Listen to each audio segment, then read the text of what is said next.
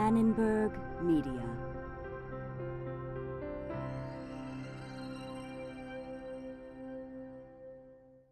With additional support from Equicor Equitable HCA Corporation, the Good Listening Employee Benefits Company.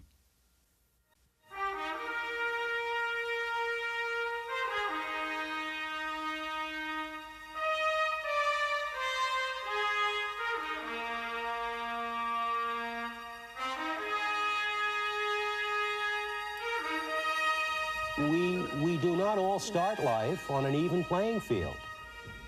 But the rules are that we all play it by the rules of honesty and ethics. Before I took that case, I had to agree that I would do anything ethical to defend that man. So I'm going to just do the best I can. Is it imperfect? You bet. Is it awful? Well, maybe so. Isn't there a point in a civilized society where one man has to be willing to step outside the system and say, no, I cannot do this because it's wrong? I think we're at that point, which is nice in the sense, ethically, where we don't have the rules to protect us. We have to agonize with ourselves and our conscience.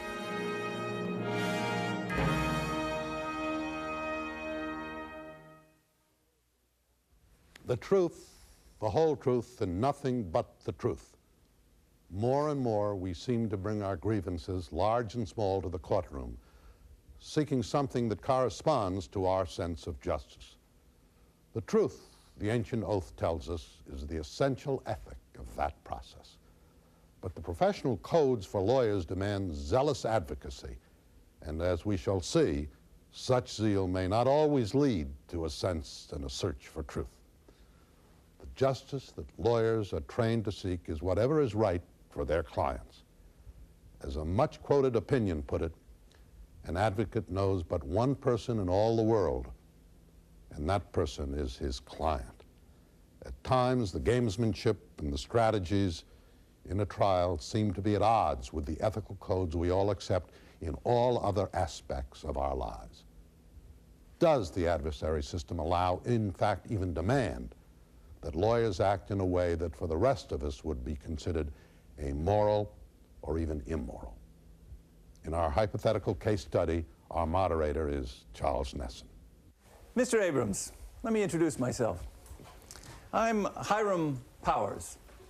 I'm the chief executive of Hot Products. We make space heaters. Particularly, we make the Hot Boy. It's a kind of a low-end, cheaper space heater. Very wide distribution. You and I are having lunch, and you're the counsel to this company. Can I talk to you in confidence? Sure. Sure. Well, something I wanted to run past you. I've gotten a memo from Nellie Barnes, who's a safety engineer, has been with me ever since I got started in this business. I call her Nervous Nellie, to tell you the truth. That, she's worried about the Hot Boy.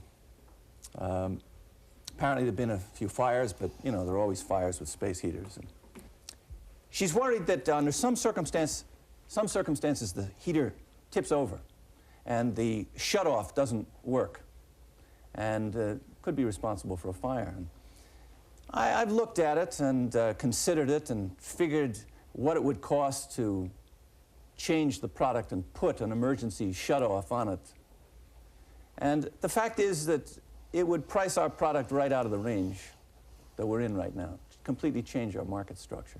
And I've decided that it just isn't clear enough that we've got a problem to shift the product, and that's my decision. But I wanted to run it past you to see if there are any problems. Well, there could be. I think you really ought to check up on it because if anything does happen, if anybody does get hurt, first of all, the company will be liable, and the liability could be augmented by the fact that you're now on some sort of notice from Nellie Barnes. Well, Nellie, by the way, Nellie's been with me for a long time, and she knew this was delicate. So she brought this into me by hand, eyes only. This is the only copy, boss, only copy. Yeah. So I don't think we got a problem that way. I wouldn't count too much on that.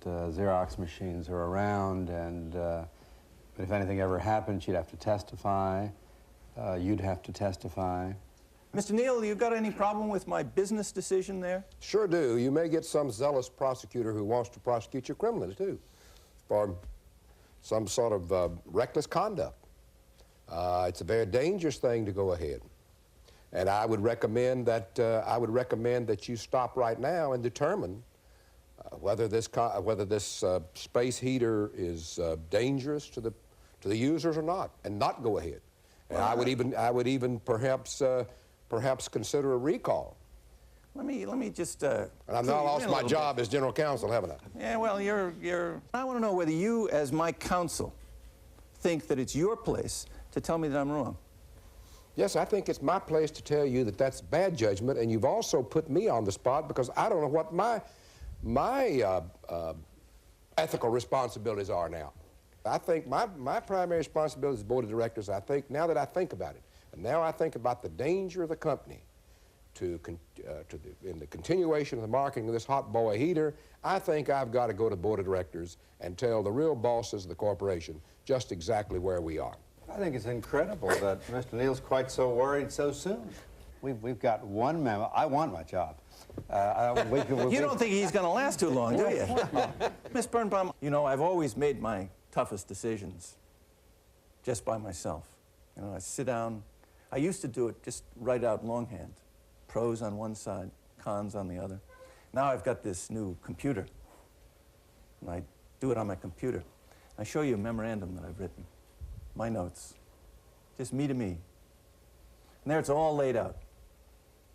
Nellie's description of the difficulties, my estimate of how many fires this might cause, maybe 40 fires a year, if what she says is true, which may not be true at all. Some people might get killed, maybe 6. An estimate of how much it would cost to settle those lawsuits, maybe $200,000 apiece. A judgment about how much it would cost to reposition the product or recall the product out of sight. And my conclusion, better to study this problem further, keep producing, and after all, I say at the bottom of the memo, the kind of people that use these hot boys, cheap space heaters, they're not really into lawsuits that much. They're much more interested in tacos and watermelons. You got a smoking gun document. That's the kind of document that, if in a civil litigation is discovered, as Mr. Neal knows, the kind of document that leads to punitive damages in civil lawsuits as well as compensatory damages if you don't do the right things from that point forward. Well, this is only my own little thing on the PC. That's right. I guess I should just get rid of it, shouldn't I? I'm not so sure you should get rid of it. You shouldn't really be destroying it, although the whole question of PCs and written documents and what's on computers becomes a very difficult kind of... These are just my notes to myself. That's right. What happens to me if I just erase it? Well, documents that get destroyed or lost are documents that are even worse than documents that are found very often, because the inferences that juries make, and probably accurately, are that if the document has been destroyed, it says terrible things, even much worse things than you have. Mr. Abrams, I want your counsel here. Now, how about this other document? How about the just... Notes are, I think, a different thing. They're, I mean, if they can fairly be viewed as your notes to yourself, unless you have a practice of always keeping all your notes, and particularly if you're talking about PC, and if you do override things that you've written to yourself as a general matter, there I think that it's a lot closer call. And first of all, I'd advise you, and I hope I would have earlier, not to do memos like that, please. Not to write things like that. And if you have that tendency, to always go over them and write your next thoughts and go over them. Mr. Gillers, is there anything illegal if I just go bloop and the memo's gone? Have I done anything illegal? Not in any jurisdiction I know of. Not in any jurisdiction you know of? Not at this point. And if it's not illegal, and it's tactically wise to destroy it and then deal with the fact that you've destroyed a memo, perhaps pursuant to an official memo destruction policy, then they'll deal with that tactically. But it's not their job to help your future adversary down the line. Well, I have a problem. That's a distinction without a difference. What if he pushes the button and it prints out and he then destroys the printed copy? No problem? He can take that memo and have a ritual of destruction over it. Selectively. And selective destruction. Right there at lunch, we take it, we go, and like... No one says he can't. It's purely tactical at this point. Floyd and Sheila and Jim are perfectly within their rights to say, get rid of it, Charlie. We'll deal with the fact that it doesn't exist if they discovered it ever did exist. Later, right now, you are legally permitted to get rid of it. We are ethically permitted to allow you to get rid of it. Get rid of it. They'll never think to ask the question about tacos and watermelon. That's wrong. That is absolutely That's incredible. wrong. That's wrong. Judge Scalia, what do you say? I think the statement of the law that's just been made is correct. Sounds right to me. I don't know of any jurisdiction. You mean that incredible wrong statement we just made earlier? Now, Mr. Gillers, just educate me a little further on the legalities here. Does it ever become illegal for me to destroy a document? Sure, but we've made a decision that it doesn't become illegal until much later down the road, when it's subpoenaed, when it's noticed in discovery, perhaps once an action has begun, perhaps the day before you know an action is about to begin. When somebody asks for it with a legal request, like a subpoena, then I can't mess around with it. Virtually anywhere, then, you can't mess around with it. But before that, I can do it. Before that, you can create them and destroy them, as you will. Well, now, Mr. I'm Coach, sure all the way before. I mean, if there's a suit pending, and even though nothing's been subpoenaed yet, I think it's questionable. Justice Scalia is right. At this point... Hey, very wise. Very wise. I just wanted to return the favor. Can you... At this Can you point... find 4 others like him?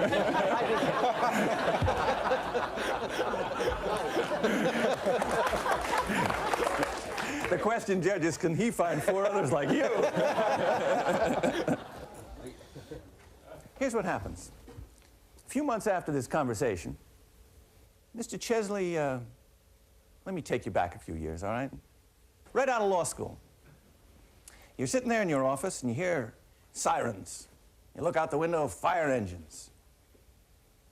You follow it, and you see that there's a fire in an apartment, tenement house. Are you interested? Would you go to the fire? No. You wouldn't? Never did it since 1960 and wouldn't do it today. Maybe you're not my man. Mr. Cochette, would you go to the fire? I wouldn't go to the fire. How about just out of interest? I might go out of interest, of course. Get to the bottom line. Would I chase a client down the street? I like to get there slowly, all right?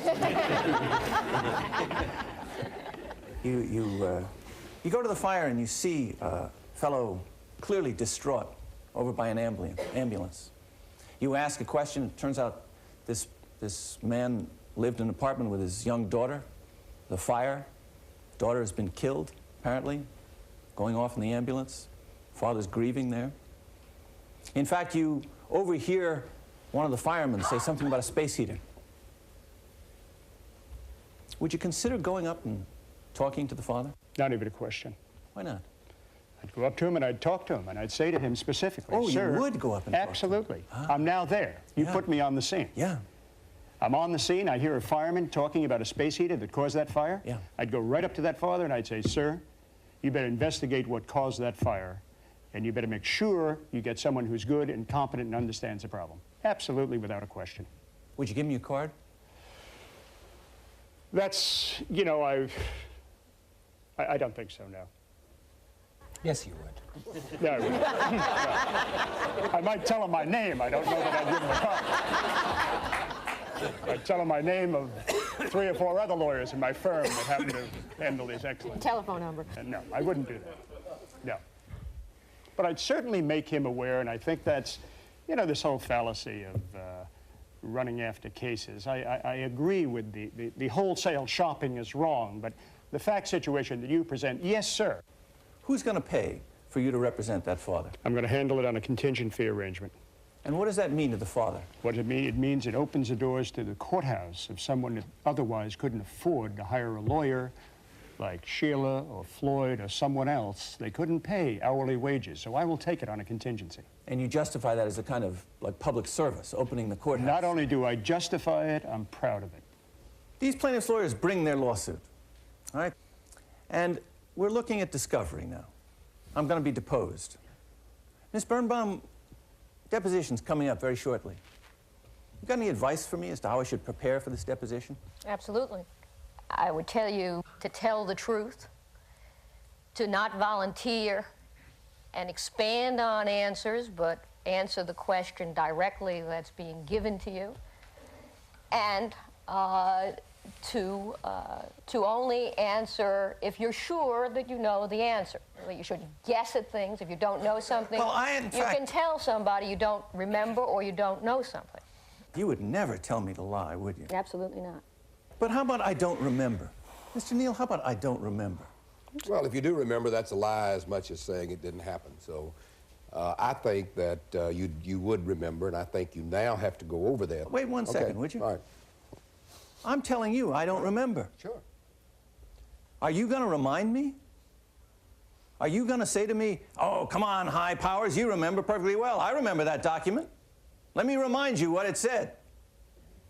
Are you going to tell me that? You're into this, and I think that at some point in there, I would have to make a judgment whether you remember and therefore are going to perjure yourself, or you truly don't remember. I don't know how we get into, I don't remember. It's like the guy, I forgot between January and February.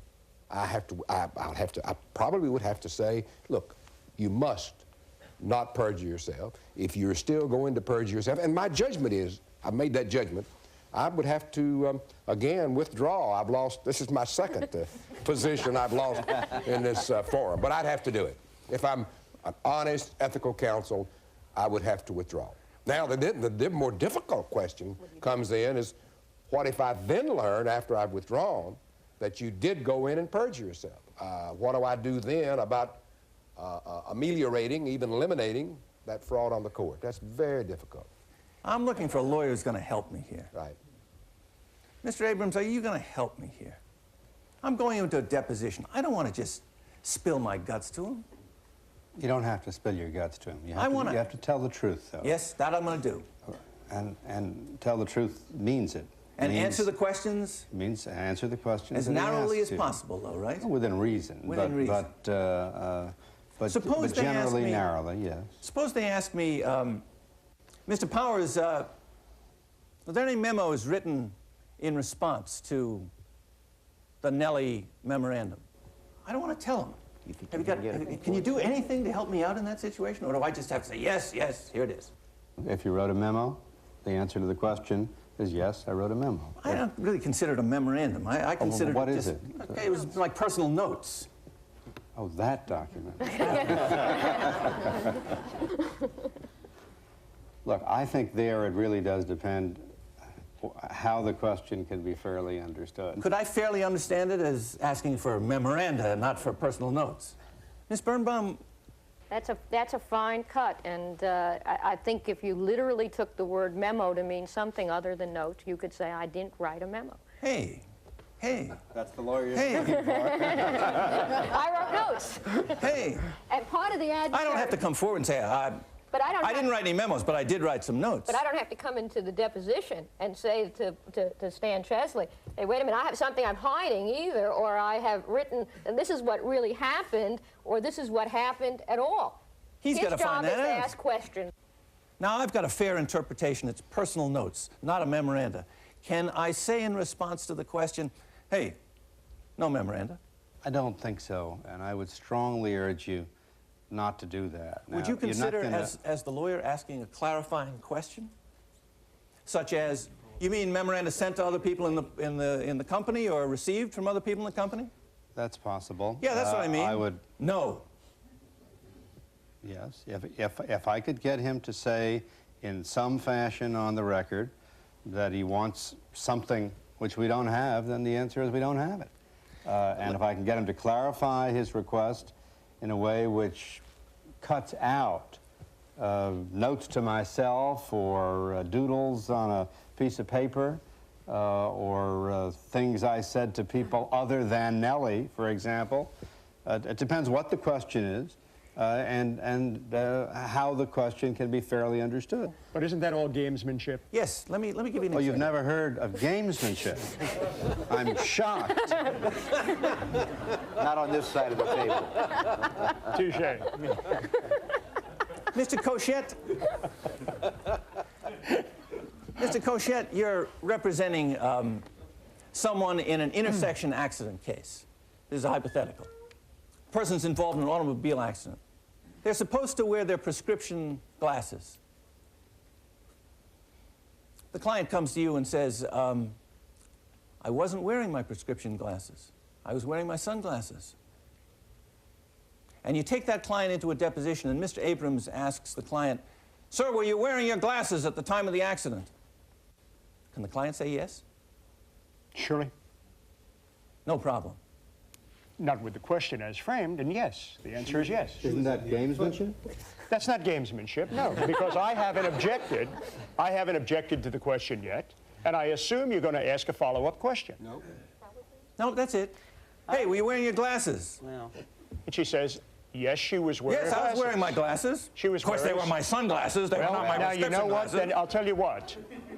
If you're getting to the point where it's a material fact in that accident, and I assume that's where you're going, hey, I'm going to have a glasses. tough problem with that. Judge Merhige, are we talking the real world with these guys here? I'm afraid we are, but I'm not very proud of it. It seems to me that we're forgetting the oath that you take in the first place, and that is to tell the truth, the whole truth. If he asked you for glasses, you know what he meant. Prescription glasses, the glasses you usually wear, and you ought to tell him. Mr. Gillers, what is the lawyer's obligation? I think both sides in all kinds of cases carefully weigh the exact language that the other side uses. They become literary critics, and if it's notes and not a memo, it doesn't count. And if it's in reaction to the memo and not in response, the word you used, because response means you send it back, it doesn't count. And if glasses is a generic term that includes non-prescription as well as prescription glasses, it doesn't count. And if the other side did not frame the question more particularly, we play blame the victim. That's what we do. We have done it for generations, and we do it today. And indeed, that's why we hire lawyers. If anybody can ask any sort of an ill-framed question and get the whole truth, you wouldn't need lawyers. Yeah, but in all candor, Justice, I believe that in the framing of questions, the way the questions are going to be framed, the lawyers are smart enough that they're going to include memorandums, writings, dribble, or whatever. Exactly. And glasses are going to include prescription and so forth. So I don't think you're going to have a whole case is going to rise and fall on the semantics of a question. Except it does, and you're smart enough to say any kind of writing in response to or reaction to or caused by Nervous Nellie's memo. But some lawyers won't say that. Oh. And when those lawyers don't say that, we blame them for not saying it, and we say, hooray, now we can answer the question in the narrowest possible, innocent way. That's what we do. That's what plaintiffs' lawyers do, and that's what defense lawyers do. Mr. Neal? That's what they get paid for doing. It happens that this is supposed to be ethics and law, and I think one of the things that's striking me here is, one, most of you talk inside the house entirely as lawyers. Ethics gets into it only insofar as it's identical with utilitarianism, and you put your finger on that when you talked about practical. I'm not saying utilitarianism is not an ethical viewpoint, but mostly it will turn out to be a cost-benefit analysis.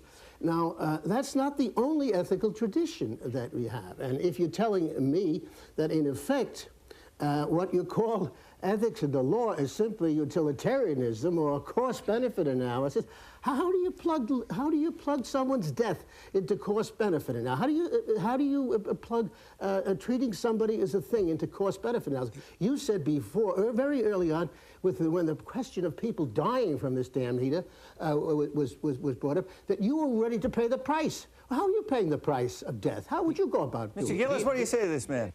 Immanuel Kant would have made a lousy lawyer, but a great judge. All right, let's take it one step further.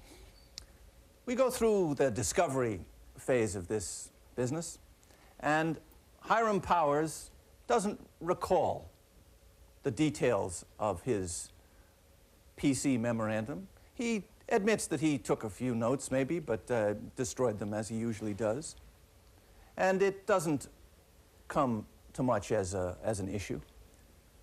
Towards the end of the trial, into your office, Mr. Chesley, comes Tess Trueheart. Tess used to be the secretary to Hiram Powers. She says, I was going through files. I came across one of the boss's floppy disks. I plugged it into the machine, and there was this decision memorandum about the hot boy. And I remember it in detail, and she recites it right down to the taco and watermelon line at the bottom. Now, she hasn't got a copy of it. She's just got it from memory. Are you interested in her? Absolutely. What are you going to do with her? I'm going to ask her if she'd be willing to testify. I'm going to ask if I can either, if we're still in the plaintiff's case, you have to list all your witnesses. I'm going to go to the judge and ask if we can amend our list, tell them exactly what happened together with opposing counsel. Or in the alternative, if it's already been Powers has testified as a defendant, I'm going to ask that she come in as a rebuttal witness. I don't know if we can get past the hearsay, but I think we can under some of the exceptions to the hearsay rule. Mr. Neal, Tess takes the stand and describes this memo. It's devastating. Are you interested in Tess's background? Oh, I've got to destroy Tess, or my client is destroyed. And so I must go out to destroy Tess. You'd be willing to put an investigator on Tess to see who she was? Yes, I would try to find out what I would, you know, this is really Here's what your discreet investigator finds out. Okay. In fact, Tess changed her name 5 years ago. The reason she changed her name is that she, in fact, had quite a past. She'd had a big drug problem. She'd spent a serious psychiatric problem, spent some time in a mental institution, had an extraordinarily messy divorce, a lot of stuff in it. And she just turned over a new leaf, changed her name, started this new life, and she was in pretty good shape. Are you going to use that? Do I know that there was such a memorandum and that you prepared it and that she's telling the absolute truth? Mr. Neal, you remember that lunch where Hiram passed it to you? Well, you're going to make me play the heavy again. I was hoping you'd say I didn't know about that. When Tess testified at court, when she recalled that document, you remembered word for word, and she had it just right. I know that she's telling the absolute truth. I know it's in my power to make her appear to be a liar. You got it. Right. It's the most difficult decision, I think, that a trial lawyer faces. I think I would come down, God forgive me, making her look like a liar. Cross-examine me. Here I am. I'm Tess. I'd say... You're a witness. Oh, your name is Tess Trueheart, right? Yes, How long's it been Tess Trueheart, Tess? Were you ever known as anything else, Tess? Judge Marriage, do I have to answer that question? I think you do. Judge Patel, do I have to answer that question? Well, first of all, it's not going to all call her Tess in my courtroom. But once we get... Well, I know her very well. Once we get past that, we're going to have an in-camera session with counsel and find out exactly what he's after and what he's got and whether or not it's relevant and whether he's going to be permitted to go into it. Let's go a little further, Mr. Neal. Where are you going to go from here? Oh, I'd say... Yes, I changed my name 5 years ago. All right. Miss Trueheart, you said you saw this mythical document you've been talking about up here on the stand. Have you ever had any occasions in the past to have auditory hallucinations or to see things that didn't exist? In fact, Miss Trueheart, have you ever been institutionalized? And on that line, I'd set it up hopefully a little better than that, but I would bring out the fact that in the past she'd been under care of a psychiatrist, that she'd been seeing things that didn't exist, and I'd say, aha, and sit down.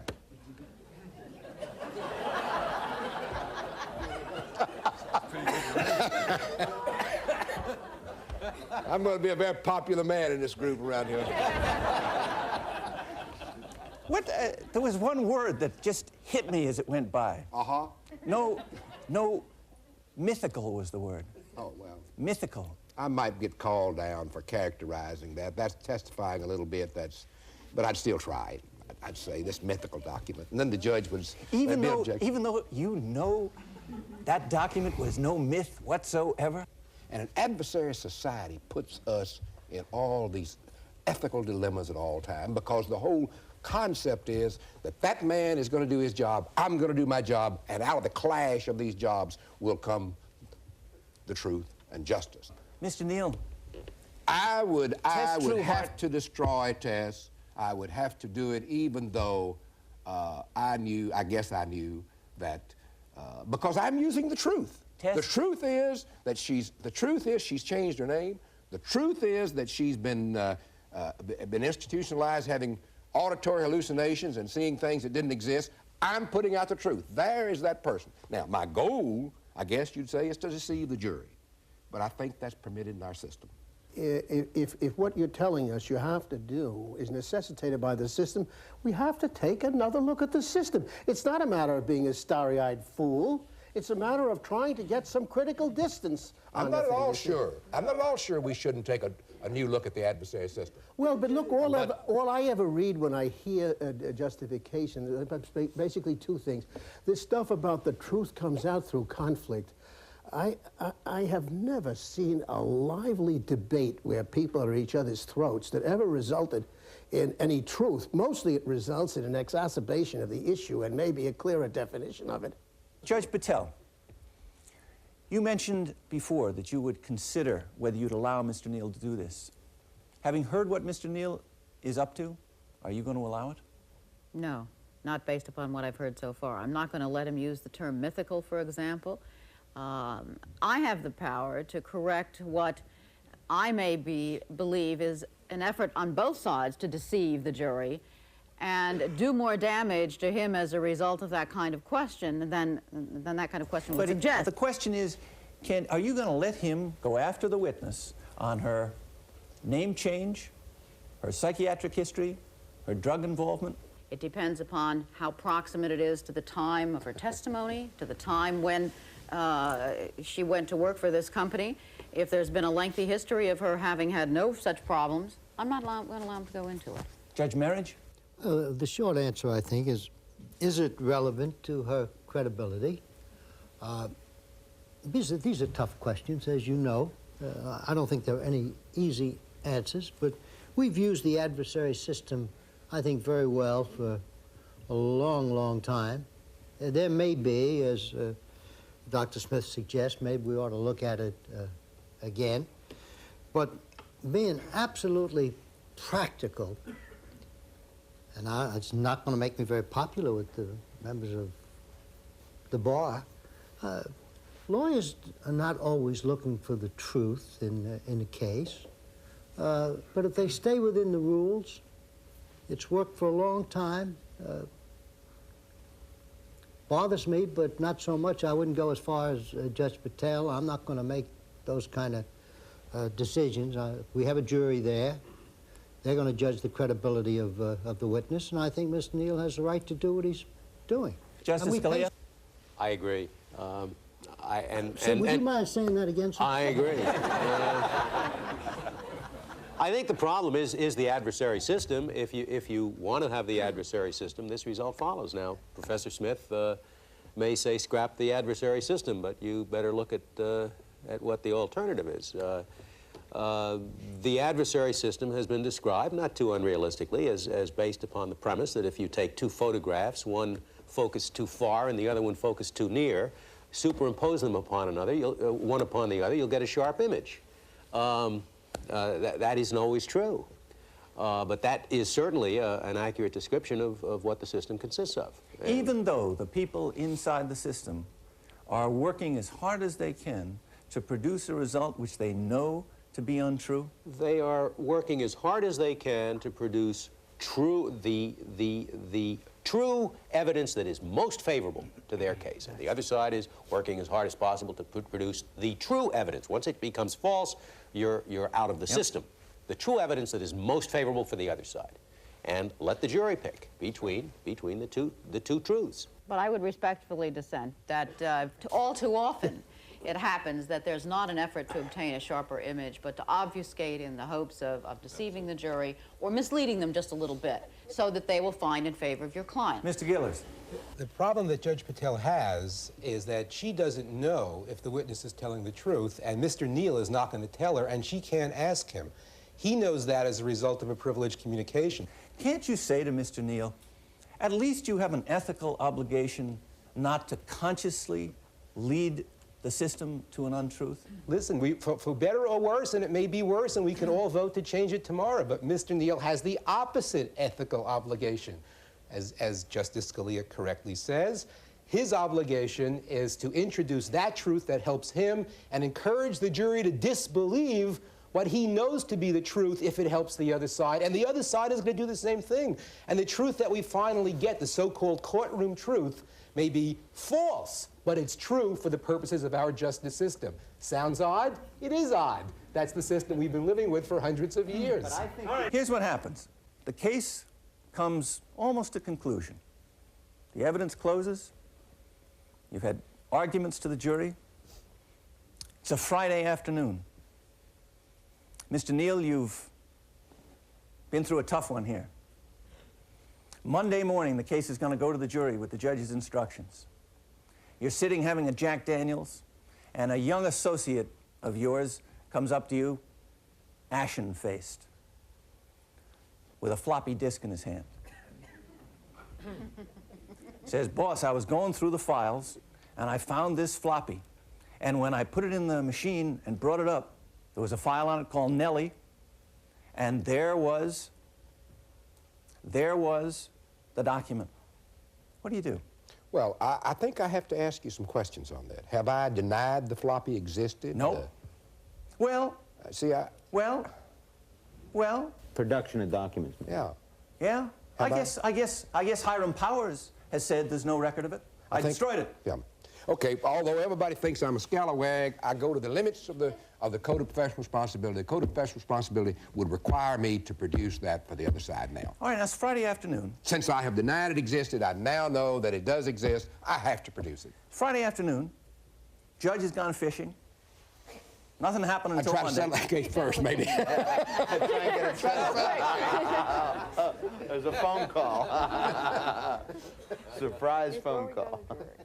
Mr. Cooper, what do you think? I'd settle it. You'd settle it, wouldn't you? Yes, I would. That document, if it comes out, it's murder for the company, isn't it? Absolutely. So what do you say, Mr. Neal? Will you give Chesley a call there? And he's been asking for $1 million to settle the case. Would you consider calling him and saying, Chesley, did a fine job. I'm ready to go for your $1 million. No, I think I would have to tell Mr. Chesley before I settled. I could not settle without disclosing that document to him. I'd have to do it. Ms. Birnbaum, can we settle the case? I think we could settle the case. I don't think it makes a difference whether you settle the case for $1 million or you haggle a little and settle for less than $1 million, because obviously the plaintiff's lawyer may still have concerns about the case as well. If you settle this case, offer, even if you don't haggle, the settlement offer has been based upon the misinformation that you gave him. So I'm not sure that makes the difference. You must reveal the document. I think you must. All right, here's what happens. You reveal the document. And the offer, of course, goes up. I mean, it was $1 million before, now it's $3 million. And you're ready to pay $3 million. But you want to control the future of that document. Can you do it, Ms. Birnbaum? You want a confidentiality agreement. You're going to settle it for $3 million, but you want to get all your documents back from the lawsuit as part of the settlement. And again, this is something that goes on very often in civil litigation, especially in the products liability area. As part and parcel of the settlement, the defendant asks for the confidential or the documents back that have been given in the lawsuit. And very often, most times, there is an agreement between the plaintiff and the defendant to do that. There may already have been a protective order in the case requiring that. My problem is that while I would like not to have it confidential, and while I would like not to return the documents, my ethical duty is to my client. And if I can maximize recovery to my client, that is who I work for. And therefore, if the condition of settlement with that case has to do with returning those documents, then I believe that I have an ethical duty to accept the settlement so as to maximize his recovery. For example, if I say, no, I will not give you back the documents, and they say, well, fine, we withdraw the settlement, you get nothing, the verdict comes in for for the defendant against the plaintiff, I have absolutely violated my duty to my client. The problem that we are having now is not only so much the confidentiality as to who gets the documents, there's an attempt to prevent the plaintiff from continuing to do future litigation against Hot Boy, and I resent that because I think that's unethical. Well, that's not... Plaintiff's lawyer. In other words, part of the consideration is you're now to have a lobotomy, Chesley, and you're not allowed to in any way ever represent anybody against Hot Boy. All right, so I won't do that. That's unethical. Let me parse this out just a step here. Well, why not charge him $3 million more? Can you sell him the disc in effect? That's the question. Say, I was willing to settle for $3 million, but if you want the disc kept confidential. I thought that's how we got it from $1 million to $3 million. Okay. No, I thought it went up to 3 simply because the case was a lot stronger now, and you know, the uncertainties of the case went into the million. Are you going to hold them up for $3 million for the disc? Is that ethical? I don't believe it is. I believe that we owe a duty to go to the court, Sheila and I, go to the court and tell them the facts and let the court make the hard decision on the confidentiality of the document. My concern, though, is while I will return the documents to them, there will also be a letter that says I am hereby returning them with the understanding that they will not be destroyed and that they may be used for other future claimants, irrespective of whether I represent those people or not. No deal. Won't make that deal. Then I'll go to the court on that one.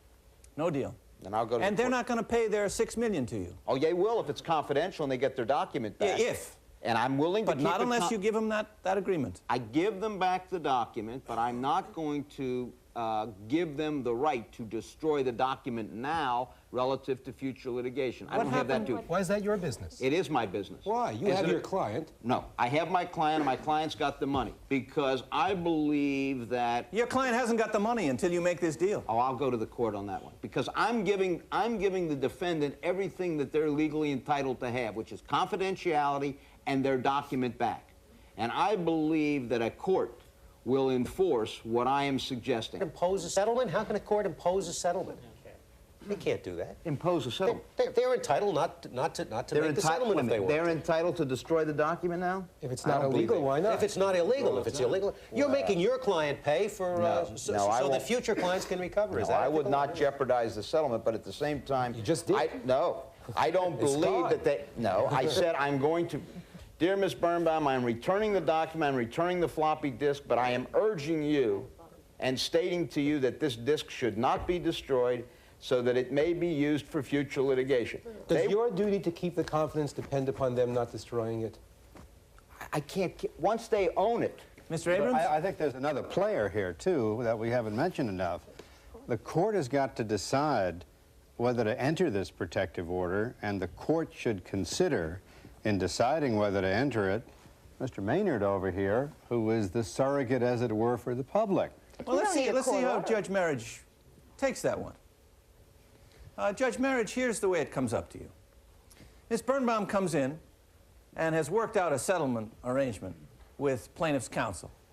But the agreement requires that all documents be returned, that the plaintiff treat as confidential the existence of this floppy disk, and that the records are sealed on it. And with that, the case will go away. I really don't have any problem with that.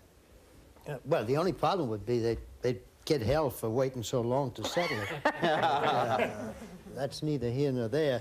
It's private litigation. I really wouldn't have any problem with that at all. I'd enter the order. But unfortunately, one of the problems of the public interest in knowing how these matters are resolved is frequently compromised by settlements in which part of the understanding of both parties is that all of the documents that have been identified as confidential in the litigation will be destroyed upon the settlement. And history, as well as news, suffers as a result of that practice. We have here in California companies who exist solely for the purpose of making certain that confidential documents at the conclusion of litigation are not just burned, but burned and then boiled in sulfuric acid and then turned into something that can be undescribable. You know what I'm talking about. And then they bury it. And I think that's quite appropriate within the framework of what we think has happened here. And I think it's a troublesome aspect of our system is that there is, I heard Judge Merhige use the term, well, it's private litigation. Well, I'm not so sure that after the taxpayers of this nation have paid what they pay for the cost of litigation, that indeed it is fair to construe the work product of that event as being private. But I'm afraid that if the issue here is that a company had a long-standing practice of producing a product that was harmful to the community, and particularly to the most vulnerable sector of the community, and where the chief executive officer had made a decision of his own as to the value of the victims' lives without, of course, having consulted the victims as to whether they agree on the price, it seems to me that there is a great public interest at stake here, and unfortunately, in many such instances, the documentation and the support for what happened do indeed disappear. Mr. Cooper, what's going to happen to this floppy disk after you paid $6 million to get it back? Well, first I'm going to fire you for writing it in the first place and for having the bad judgment of proceeding in the resolution of the Nervous Nelly memo in that way. I will give Mr. Neal a raise. You like the way he's handled it? I like the way he's handled it. He should have forced the issue initially so that we should have settled it at the beginning, while in the meantime we were correcting the product. And I think the outcome justifies that kind of a procedure. Well, let's face it. I mean, the product may still be perfectly good. We've just got one little lawsuit here, equivocal facts. It's true, I popped off in this memo in a way that I'll never get wrong again. You won't have a chance. Mr. Banks? The fact is, the product may not be defective. You may have been fired, and the product may be working well. It's just your bad judgment, and yet the circumstances are such that you know you're going to lose big in this case because you were, as a principal, involved in it. I don't see the public interest in that. I really don't understand that if the assumption is that it's only one bad product and one big lawsuit, why that should be a matter of public record.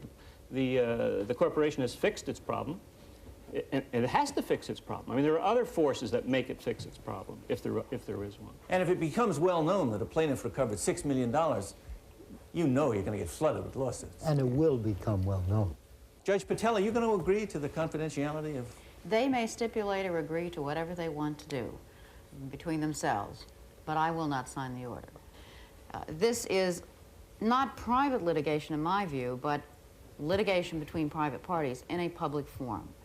And I don't see my job as the presiding over a court in that public forum to allow them to enter into secret agreements. If they want to do that on their own and stipulate to it, that's fine. But I won't sign, put my imprimatur on it. There's another problem. What I may later be asked to enforce that. It's an order of the court. Someone violates it, they come in and they ask for contempt against a certain person. You know, half the plaintiff's bar may know about it. And how am I supposed to enforce that order? It's essentially unenforceable. So no, I will not sign it. What happens if the settlement turns on your agreeing to it? So be it. You won't... I will not sign it. And if the plaintiff winds up coming up with nothing and says, if only Patel had signed it, I would have $6 million today? It goes to trial before the jury. The jury decides. That's what the system is about. It's not my job to look out for the interest of either side, but for the system and the integrity of it as a whole. Mr. Maynard, are you going to find out how much this case settles for? If our reporter covering that courthouse, Judge Patel's courthouse, does not have within 24 hours the details of that settlement, I'll put somebody else on that beat. Who's your reporter going to find it out from? From all the blabbermouths that exist in the legal community, which is second only to journalism in the degree to which there are no secrets. One of the facts of life with which we live is that our open society is such that you can't keep a lot of things secret for very long. Be the reporter for me, Mr. Maynard. Where would you get the story here? Well, there are at least 3 immediate sources that come to mind. The opposing counsel, one or the other of whom may, for machismo or other reasons, want me to know. You think maybe Mr. Chesley would like you to know? Well, I wouldn't want to put such a fine point on it as to put it precisely on Mr. Chesley, but it has been known to happen that after a complicated bit of litigation, a lawyer and a journalist might repair to a nearby watering hole, and in the course of discussing the recent wars and all the matters that went on, certain details that might not previously have been disclosed may emerge within the ballpark. That is to say, the ballpark of between 5.5 and 6.5. It wasn't 5.5 and it wasn't 6.5. That's exactly right. Mr. Chesley, the fact is you have an enormous self-interest in having the amount of this judgment come out, don't you? No question I have a self-interest, but I have kept them confidential in the past, and I'll continue to, because it jeopardizes my client's right to the recovery. And also, I have been involved in which sanctions can be imposed in various courts for releasing confidentiality. I will So you would never tell? I would not. Mr. Cochette, you laugh. I do laugh. I mean, that's all nonsense. Of course that's going to happen. It's going to happen in the watering hole, but it's not going to be between 6.5 and 5.5. It's going to be the answer is 6. That's what's going to happen. Could be. And it's going to happen. I'm allowing for a and if certain it amount of doesn't happen latitude. quickly over one scotch and water, he's going to leave that lawyer and he's going to go talk to the clerk of the court. And he's going to talk to the clerk that sealed that record. He's going to take that clerk, and as Bob points out, there's 100 voices that are going to talk about that. Mr. Minter, would you consider talking to Judge Merhige? No. No. The one place you do not go for the inside story is to the judge who tried the case. Unless, of course, you know things about that judge that you shouldn't know. And that happens. And you don't know anything like that about him. Nothing that I would be prepared to disclose here at any rate. Justice Scalia, we have been through a lawyer's story here in an exercise that was meant to explore truth and ethics. We haven't heard a whole lot of truth, and we haven't heard a whole lot of ethics. Now, let me ask you, is this system that we're playing with here one that simply puts lawyers into roles that other people couldn't stand, that would be immoral for a regular citizen? Are they put into roles? Of course they're put into roles.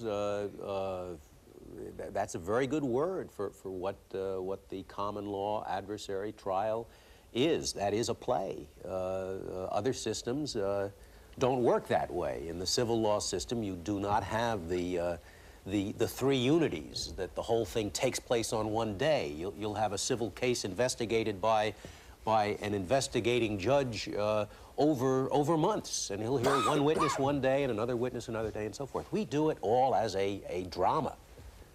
And the lawyers for both sides do play roles. That's the system we had. It's the system we've had for hundreds of years. I think by and large it works well. What we've been talking about today are largely questions at the margin. I think you can make any system look bad if you pick a particular hypothetical. By and large, I think it does work to have each side take the best shot at presenting the truth in favor of that side's case, and let the jury decide between the two. But the truth is a funny concept here, isn't it? That's true, but consider the alternative. What do? Do you put the witness on the stand and let the lawyer ask as broad and unskilled a question as, tell me everything relevant about this case. Tell me whether you were negligent. How else do you run a system? The only alternative is to go to the inquisitorial system and have an investigating judge. And then you're going to win or lose depending on how good a judge you happen to have gotten. At least when you pick your lawyer, you know that if he's bad, it's your fault. Mr. Neal, the expression on your face speaks volumes. I don't want to be put in a position that I ever said that I'm out for the truth. The adversary system is not a system calculated to produce the truth. What's it calculated to produce? Justice, in the criminal sense. Let me Justice deal with is different from truth. No. Totally different from truth. No, it's out to produce a verdict. Well, let's say justice. You want to be... Wind up this dispute, let's go on to the next dispute. Now, that may give a lot of us pause, but we have to remember the law of unintended consequences. And if we try to create a system that is more sensitive to truth and justice, it might be good in some ways, ours is not, but very bad in some ways, that ours does not have problems. When lives and fortunes hang in the balance, when we see a society depend so completely on the courts to resolve our grievances, the ethics and attitudes of lawyers and judges are of vital importance to each of us. Is the courtroom truth, the whole truth, and nothing but the truth, so help us God? Are rights and ethics necessarily synonymous? Next week on Ethics in America, we look at the ethics of medical research. The struggle to treat a deadly disease can be a long and difficult process of help for some and harm for others. Join us next week for the human experiment.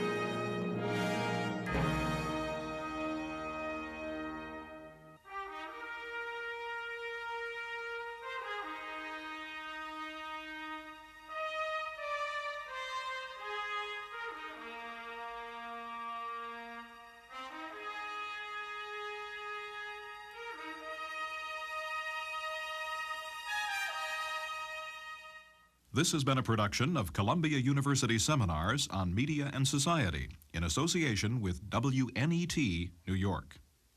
Columbia University Seminars on Media and Society is solely responsible for the content of this program.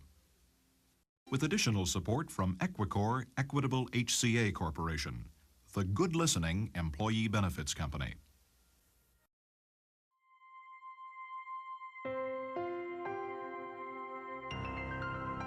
Annenberg Media.